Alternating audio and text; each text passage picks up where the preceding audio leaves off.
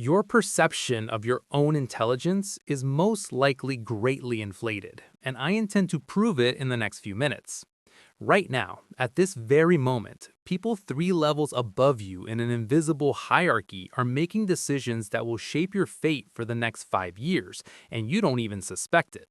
You may feel like you're holding the wheel of your own life, but that's nothing more than an illusion of control. In reality, you operate reactively, following algorithms written by others in a game whose rules no one ever explained to you. What's most tragic is that you were taught from childhood to consider this a sign of intelligence. You passed tests, collected grades and diplomas, and genuinely came to believe the idea that was drilled into you. The ability to memorize information and follow instructions makes you an intellectual, but that's not intelligence, it's obedience wrapped in the pretty packaging of certificates. True intelligence is something entirely different. It's the rare gift of seeing the essence of what's happening at the exact moment when the crowd's attention is being deliberately distracted by smoke and mirrors. Real understanding means sensing when to act, when to go quiet, and when to let someone else take the blow. It means recognizing that the person wearing the external symbols of power doesn't always hold the actual levers of control. This truth was understood 500 years ago by Machiavelli. Watching empires rise and fall, he concluded that outcomes are determined not by morality, but by effectiveness. The world is completely indifferent to whether you are a good person or not. Within this system, there exists a rigid hierarchy of 10 levels, and most people leave this world without ever crossing the threshold of the third. They spend their entire lives copying and performing roles assigned to them, never once questioning whether what they're experiencing is real. You may be at the first level without knowing it, or believe you're at the sixth while stuck at the second. That gap between illusion and reality is the source of all your problems. This material may make you uncomfortable because my goal is not to flatter your ego, but to show you your actual position. Not where you want to be or who you pretend to be, but the point where you truly stand today, based on the decisions you make. Some of you will see yourselves at the bottom and retreat into denial. Others will realize they've been spinning in place at the middle for years. Only a few will recognize their proximity to the top and understand the nature of what sets them apart. By the end of this breakdown, you will identify the level that currently governs your life. You'll understand what keeps you in place and what price you'll have to pay to climb higher. But knowledge alone changes nothing. Most will study this information, agree with every word, and remain in the same stagnant place, because moving upward requires the destruction of part of your own identity. Lock in the mindset, I shape reality, and let's find out where you truly stand. Level 1. The Sleeper. The vast majority live here, and they don't even know it. The sleeper is not literally asleep. He walks, works, and talks, but all of his actions lack awareness and consist of a set of automatic responses. His tastes are formed by advertising, his thoughts by media narratives, and his fears are dictated by authority figures. And yet, he never asks who is issuing those commands. This person is purely reactive. He only acts when acted upon. If pushed, he pushes back. If spoken to, he replies. But he never takes initiative and never thinks beyond an immediate reaction to a stimulus. His opinions are borrowed from whoever spoke last. His beliefs were absorbed from his surroundings, and his life's course was set by random advisors. Ask a sleeper about his views, and he will simply recite what he heard on the news or read online, genuinely believing it to be his own original conclusion.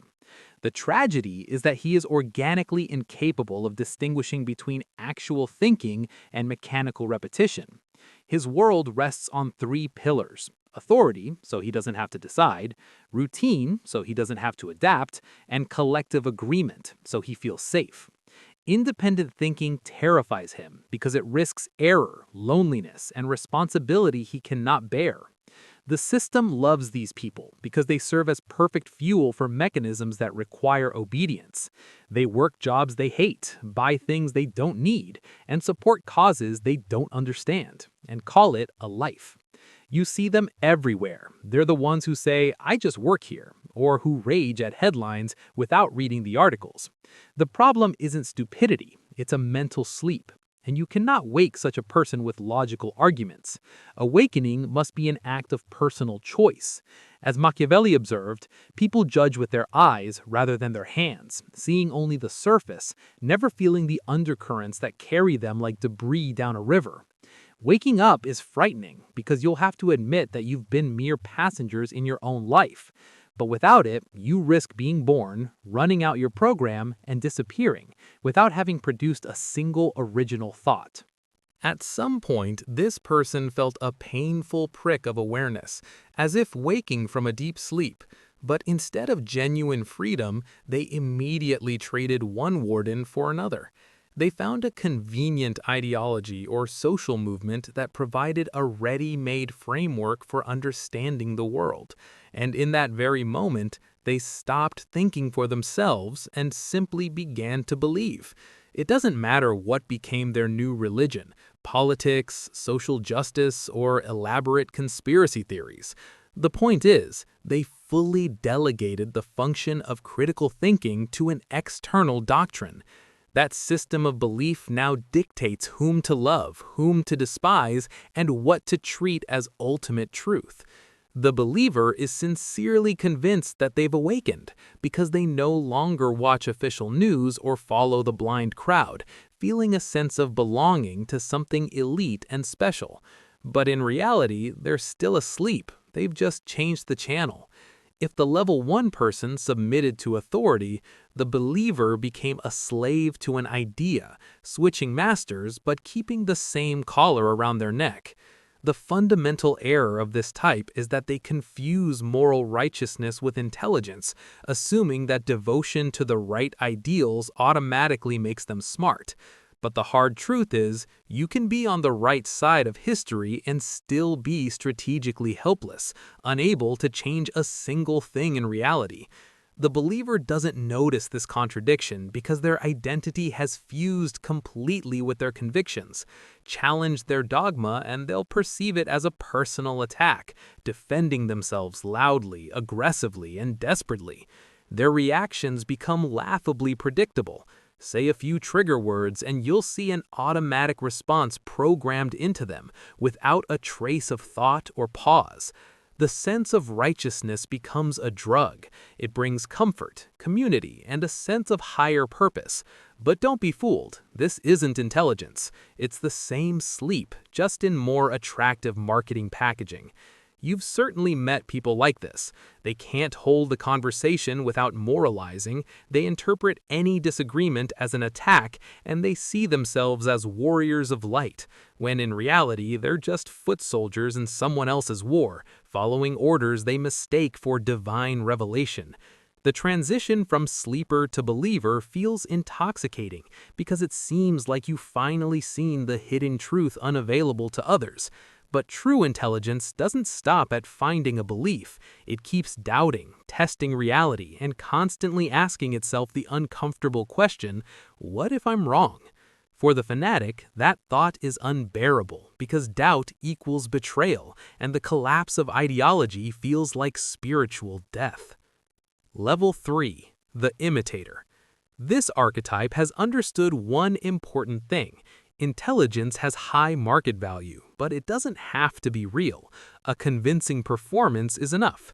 People listen more carefully, show more respect, and open more doors when you sound smart. So the imitator begins collecting quotes, complex terminology, and fashionable opinions like tools in a briefcase. They don't seek deep understanding. Their goal is the performance, the theater of wisdom. And in most social settings, that's more than enough.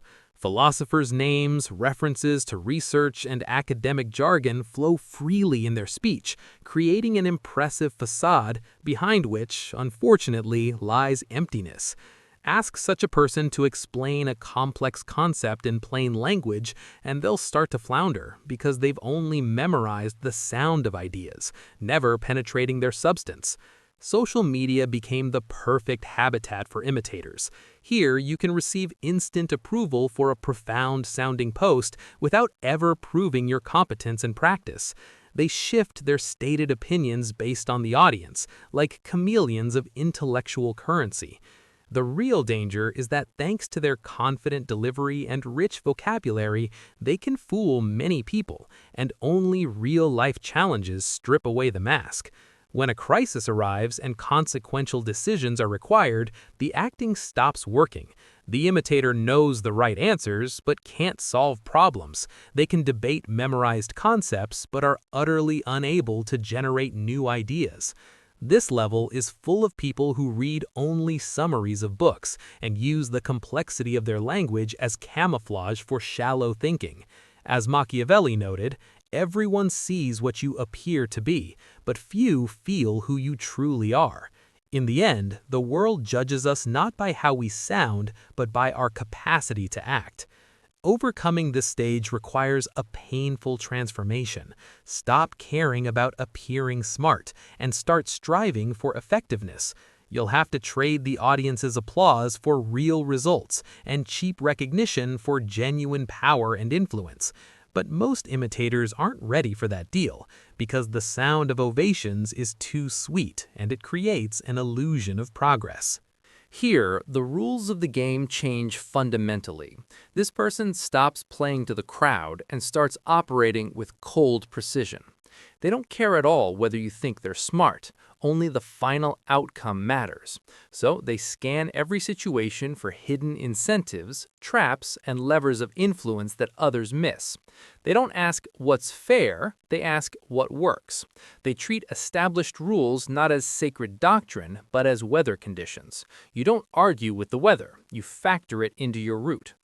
Instead of ignoring rules, you learn to understand them and bend them to your advantage.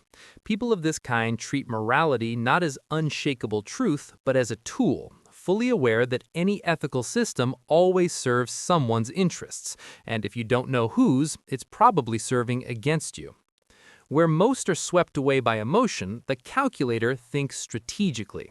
When insulted, they don't flare up, they instantly assess the usefulness or danger of the opponent and respond based purely on cold calculation. They're always 3 moves ahead. While you're still processing what just happened, they've already mapped out the next several steps. This is the classic Machiavellian fox, the cunning, adaptable strategist who sees traps and manipulations before they're sprung, and reads the nature of a game before even starting to play. But this clarity breeds paranoia. Understanding the mechanics of control, you stop trusting anything, seeing a hidden motive in every courtesy, a calculated move behind every smile. Such a life is effective, but incredibly exhausting. The calculator never switches off their analytical engine. Every conversation becomes a negotiation, every interaction a transaction, and therein lies their core limitation. They're still playing someone else's game, brilliantly exploiting rules they didn't write. You've definitely met people like this. They always come out unscathed and avoid the disasters that catch everyone else.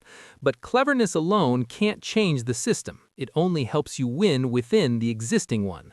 To move above this level requires something that pure analysts often struggle with: courage. Because seeing clearly and acting on what you see are 2 entirely different things. Level 5, the operator. This is the ability to see the entire board at once, which brings us to the operator, who takes all the calculator's skills and adds the critical element, the will to act. Where the analyst only understands what needs to be done, the operator does it, making hard, unpopular decisions without waiting for perfect information or universal approval. When chaos descends and everyone around freezes, the operator focuses, seizing initiative and taking ground, because pressure doesn't scare them, it brings clarity. This is the Machiavellian lion, a forceful, direct leader who leads openly. Everyone knows who's in charge, who makes decisions, and who actually turns the wheels of events. But such power comes with a price. Becoming the visible leader means becoming a target. Competitors now know exactly where to strike. The operator is constantly under fire. Every action is scrutinized, every mistake is amplified, and responsibility for every failure lands squarely on their shoulders.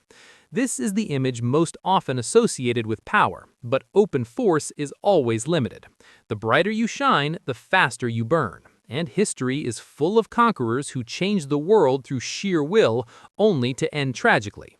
Following the principle of it's better to be feared than loved, they achieve results. But fear is fragile. Someone more dangerous always emerges and eventually dethrones the lion.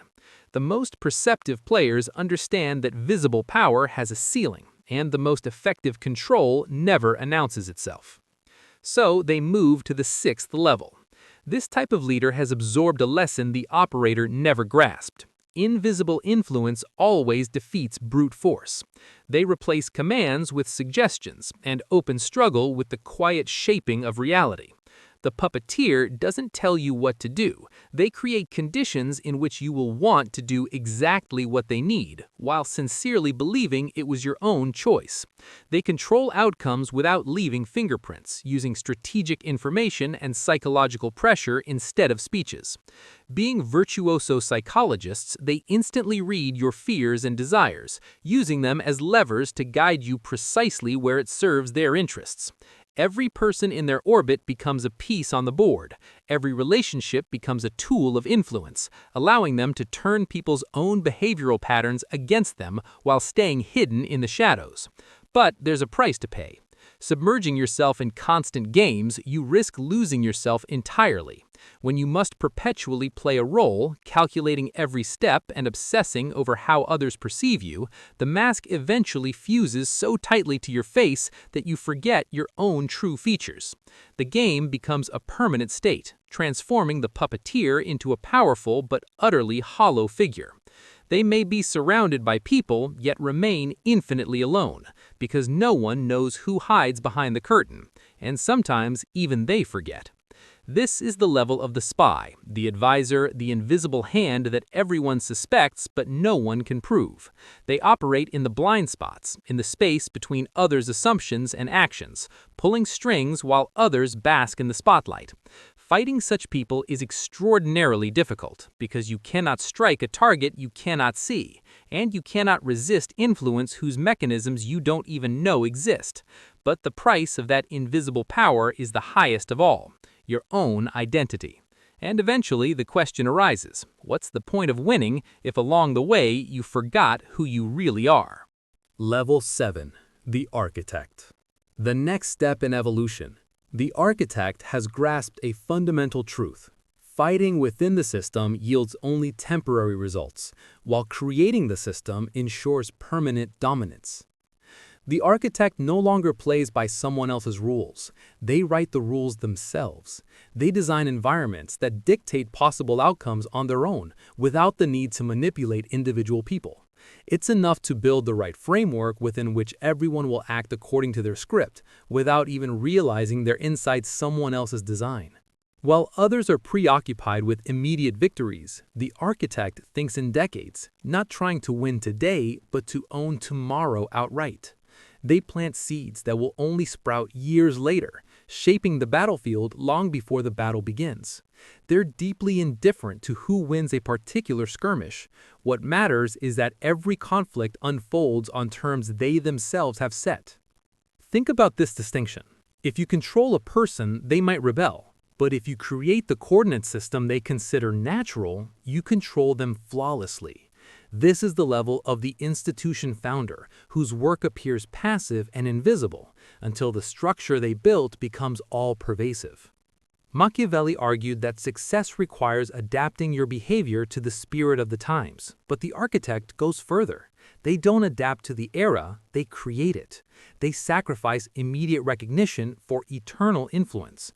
And though no one applauds them today, their contribution accumulates quietly and inevitably, reshaping reality at a level most players can't even perceive. Level 8. The Sovereign. The 8th level, the Sovereign, has achieved what many consider impossible: absolute internal control. This is no longer about power over others, but total mastery over oneself, where no external circumstance can disturb your equilibrium. This person possesses perfect emotional discipline. They feel anger, fear, and desire, but do not allow those feelings to govern them. They consciously choose their response where others react on autopilot. The true sovereign always pauses, observes, and only then makes a move, so every word carries weight and every action is purposeful and free of accident. Their power comes from self-possession, not from titles or positions, which is why they have nothing to prove to anyone. They see the entire chessboard, understand the strategies, but enter the game only when it suits them, preserving full freedom of choice, unattached to outcomes. This is the level of the sage who has understood that true power always resides within. The one who has mastered himself has mastered his world, not by remaking it, by becoming an unshakable constant within it. Freedom here means something different, not the ability to do anything one pleases, but a state in which there is nothing that can be taken from you. It allows one to remain whole through any loss and unchanged through any victory. To reach this state, you must allow your old self to die and affirm within yourself, I am sovereign. Level 9. The Void. The highest level, the Void, is a complete psychological detachment, with no inflated ego, no fear, no painful attachment to outcomes or even to survival. Such a person cannot be controlled because there is nothing in them to latch onto. They cannot be intimidated. They do not fear loss. They cannot be bribed. There is nothing they crave. These individuals exist outside the standard patterns that dictate human behavior, and they perceive reality as a unified whole. The Void sees the entire game, not only their own role, but every level below them, every strategy, every hidden pattern, as if reading a detailed topographic map. They enter into action only when absolutely necessary, and not out of restraint, but through understanding that most human activity is simply noise and distraction from the essence of existence. To those at lower levels of development, the Void is frightening because these figures cannot be predicted, controlled, or fully understood.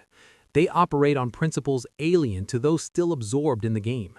They resemble the monk who has renounced all worldly things and found power in absolute nothingness. This is not escape or defeat. It's a state of complete wholeness in which a person moves beyond desires, needs, and the entire architecture of human passions. Machiavelli once remarked that where readiness is great, difficulties cannot be significant. But the Void has gone further, releasing even the need to be ready. Most people mistake this state for weakness or surrender, not realizing that it is the most dangerous level of existence. The one who has nothing to lose, nothing to gain, and nothing to prove becomes an unstoppable force, if they choose to act. But they rarely initiate movements because they long ago saw the illusory importance of action and stopped sustaining the collective fiction others call reality. They are present here, yet somehow absent, observing everything but belonging to nothing. You cannot fight or compete with them because in their formless, boundless void, there is simply nothing to grip in order to strike. Level 10. The Myth. The 10th level, the person ceases to exist as an individual and becomes an idea, a symbol, or an invisible force. Their influence far outlasts their physical presence because they have moved beyond individual existence and become archetypes. People may follow their principles without ever knowing them personally and transform their own lives under their influence without understanding the source of those changes. The myth shapes reality not through direct control, but through the mental structures they created, which continue to govern the world centuries later. This is the level of the founder whose name became synonymous with a concept, or the thinker whose ideas reshaped civilizations. This is the invisible hand guiding history without physical participation. Machiavelli himself reached this status. He has gone for 500 years, yet he still defines our understanding of power and remains a dangerous player in the minds of contemporaries. Becoming a myth cannot be done deliberately. It is not a strategy you can simply execute step by step. It is the result of functioning at such a high level for so long that the individual becomes inseparable from the transformations they created. Influence without identification. Power without position. Conclusion. Now, setting aside where you'd like to be or where you think you should be, honestly ask yourself, where are you truly right now? When pressure rises and no one is watching, most people never rise above the 3rd level, spending their lives copying, blindly believing, and executing other people's programs. The system deliberately creates tests of obedience and calls them intelligence assessments. It builds hierarchies that reward compliance under the guise of merit. It needs sleepers and imitators because they are predictable and convenient. True thinking is a dangerous act, one that threatens the established order. The world in reality rewards not those who are formally right, but those who see clearly and act decisively while others react emotionally. Progress upward doesn't come from accumulating knowledge, it comes from shedding illusions and comfortable lies. Every new level demands sacrifice. The sleeper must sacrifice comfort. The believer must sacrifice the feeling of being right. The puppeteer must sacrifice their identity. And the void demands the sacrifice of absolutely everything. Most people will refuse to pay that price, choosing familiar stability over the terrifying freedom of growth. But if you recognized yourself in these descriptions and felt the discomfort of hearing the truth, know this. The moment you begin to think rather than merely react, you cease to be a pawn. When you see the game clearly, you can no longer be manipulated, and you become dangerous, not because of strength or intelligence, but because of your awakening. The choice to move upward or to slowly slide back, becoming a tool in someone else's hands, has always been and will always remain yours alone. If today's breakdown helped you see something important, share it with people who are ready to receive it. Keep watching because we intend to go even deeper, exploring the hidden mechanics of reality and the thinking that transforms an ordinary pawn into a genuine player. Your game begins right now.